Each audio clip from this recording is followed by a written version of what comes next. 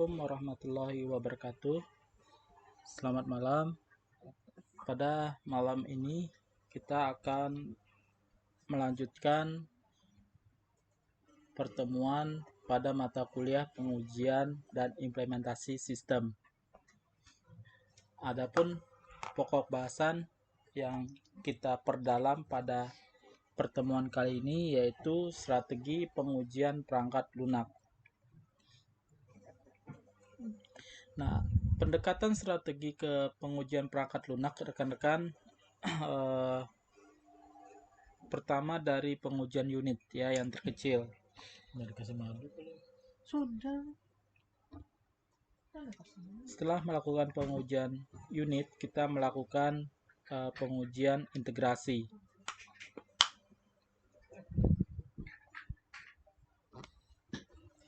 Nah, pada saat pengujian integrasi kita juga melakukan desain sambil kita melakukan pengujian validasi. Nah, pada tahap pengujian validasi ini kita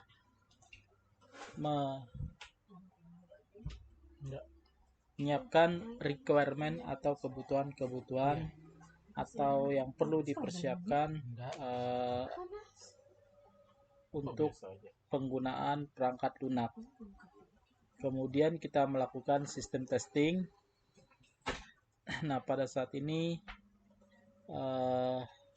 kita menguji ke sistemnya ya, terutama sistem engineeringnya. Oke, yang pertama pengujian unit.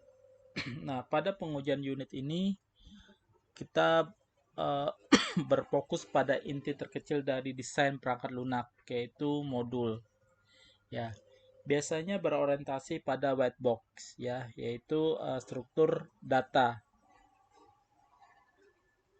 Ya, if else, while, until dan sebagainya. Kemudian kondisi batas, boundary-nya, kemudian jalur independennya serta jalur penanganan kesalahan. Nah, adapun checklist untuk pengujian interface rekan-rekan. Yang pertama yaitu apakah jumlah parameter input sama dengan jumlah argumen. Ya. Jadi Anda sesuaikan width atau lebar data dengan tipe data yang ada di database. Kemudian apakah antara atribut dan parameter argumen sudah cocok? Nah, kemudian apakah antara sistem satuan parameter dan argumen sudah cocok? Ya, ini tipe datanya. Kemudian apakah jumlah argumen yang ditransmisikan ke modul yang dipanggil sama dengan atribut ya.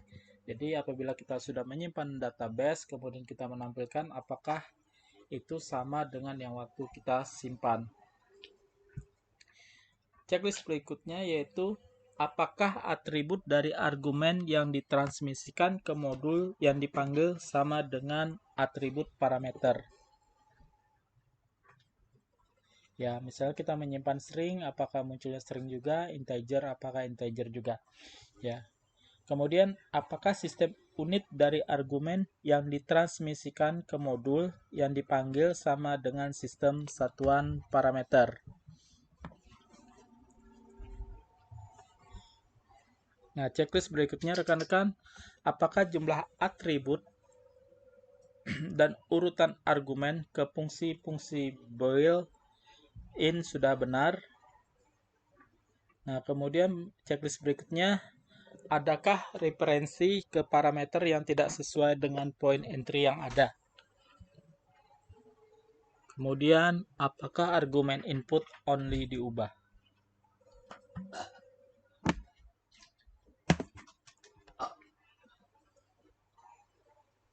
Checklist berikutnya, apakah definisi variabel global konsisten dengan modul?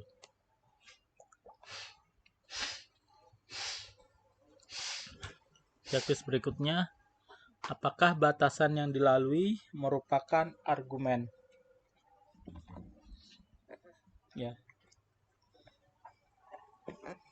Nah, adapun test case itu harus didesain untuk mengungkap kesalahan dalam kategori. Misalnya, pengetikan yang tidak teratur dan tidak konsisten, ya. Misalnya Anda menulis nama kota gitu ya, tulisan Samarinda, Anda menyimpannya dengan huruf kecil semua. Kemudian di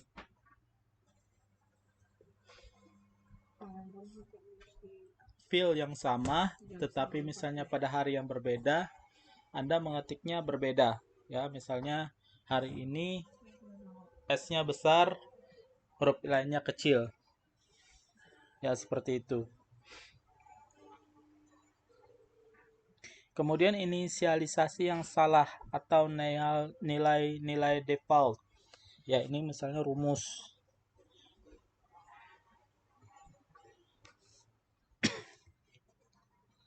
Kemudian nama variabel yang tidak benar. Ya, sehingga nanti outputnya juga berbeda. Kemudian tipe data yang tidak konsisten. Ya, serta underflow, overflow, dan pengujian pengalamatan. Kemudian ada pertanyaan seberapa baik sistem yang sudah dibangun. Ya, jadi kita nanti akan lihat di dua aspek, rekan-rekan.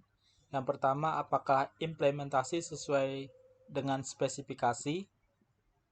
Ya, ini kita bandingkan dengan perencanaan di awal yang kita buat. Ya, kemudian apakah spesifikasi sesuai dengan kebutuhan user. Ya, ini nanti akan kita tanyakan kepada user. Nah, validasinya seperti apa? Ya, misalnya kalau berhubungan apakah implementasi sudah sesuai dengan spesifikasi? Ya, validasinya mungkin pertanyaannya begini. Apakah sistem yang dikembangkan sudah benar? Kemudian, pengujian di mana sistem ketika diimplementasikan sesuai dengan yang diharapkan. Nah, kemudian kita verifikasi. Ya, ini yang ke user. Pertanyaannya, apakah sistem dikembangkan dengan cara yang benar? Ya, kemudian pengujian apakah sistem sudah sesuai dengan spesifikasi. Ya, kalau jawaban dari user itu tidak, ya harusnya kita perbaiki lagi. Nah, setelah unit testing, berikutnya yaitu ke integration testing.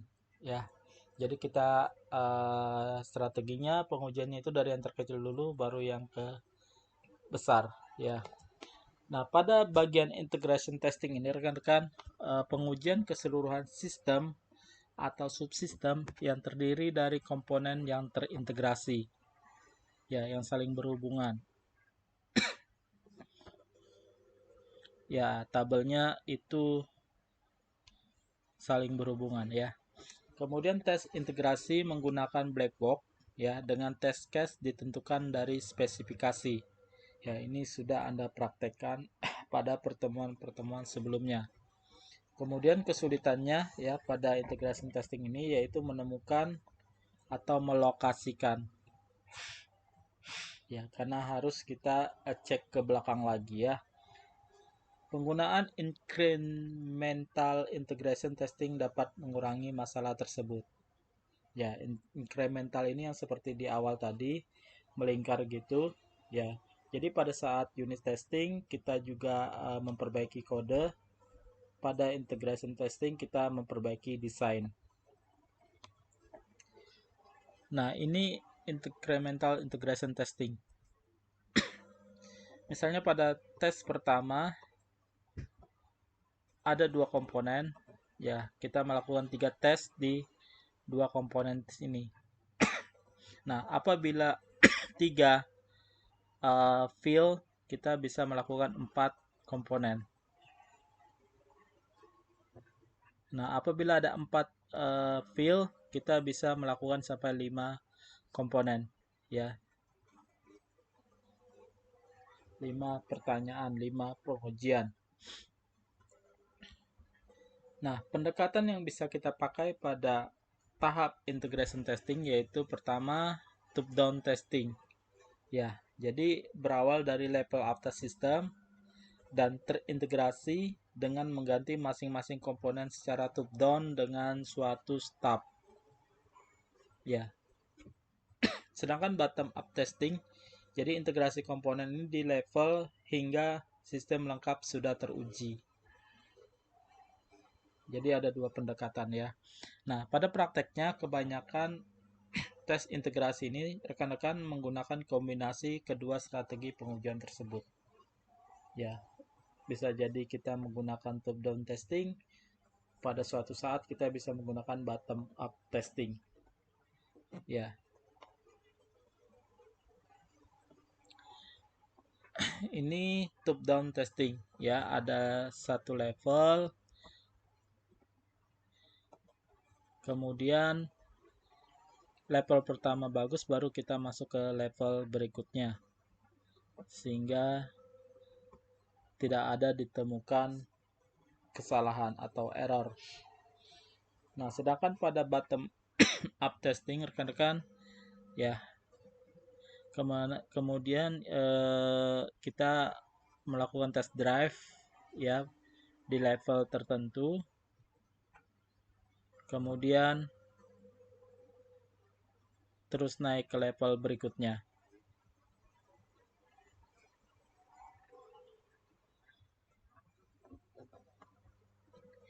Nah, adapun pendekatan yang bisa kita lakukan yaitu pertama arsitektural validasi.